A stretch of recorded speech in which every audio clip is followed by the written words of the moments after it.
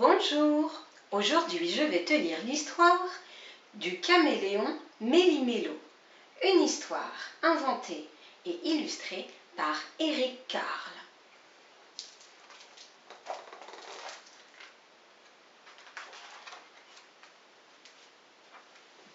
Sur une belle feuille verte, un petit caméléon se tient immobile. Puis, il bouge. Il grimpe sur un tronc d'arbre brun et il vire au brun. Il s'arrête sur une fleur rouge et il vire au rouge. Et quand le caméléon rampe sur le sable jaune, il vire au jaune. C'est pratique pour se cacher.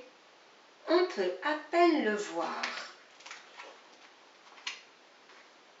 Quand le caméléon est bien nourri, il devient d'un beau vert lumineux. Quand le caméléon a faim, quand il a froid, il devient d'un vilain gris terne. Quand il veut manger, le caméléon reste immobile. Il attend. Il fait juste bouger ses yeux, de haut en bas, de gauche à droite, jusqu'à ce qu'il repère une mouche. Alors, il projette sa longue langue collante et il attrape la mouche. Voilà sa vie. Pas très passionnant. Puis, un jour, le caméléon visite un zoo.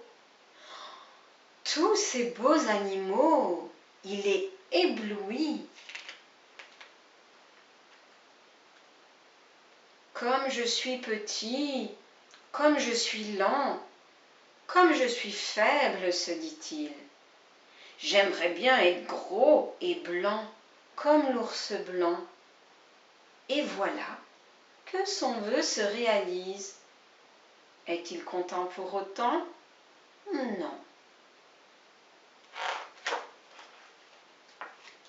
J'aimerais bien être élégant, comme le flamant rose. J'aimerais bien être rusé, comme le renard.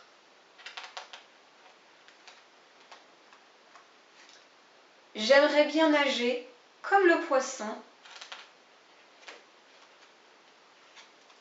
J'aimerais bien courir vite, comme le cerf. J'aimerais bien voir les choses de haut, comme la girafe. J'aimerais bien avoir une carapace, comme la tortue. J'aimerais bien être costaud, comme l'éléphant. J'aimerais bien être amusant, comme l'otarie. J'aimerais bien ressembler aux êtres humains. À ce moment-là, une mouche vient à passer. Le caméléon a justement très faim. Mais il n'a plus grand-chose d'un caméléon. C'est un méli-mélo, de petits bouts de ceci, de petits bouts de cela, si bien qu'il n'arrive pas à attraper sa proie. J'aimerais bien être moi-même, se dit-il. Alors, le caméléon redevient caméléon et il attrape la mouche. J'espère que cette histoire t'a plu. Je te dis à très bientôt pour une nouvelle histoire. Au revoir.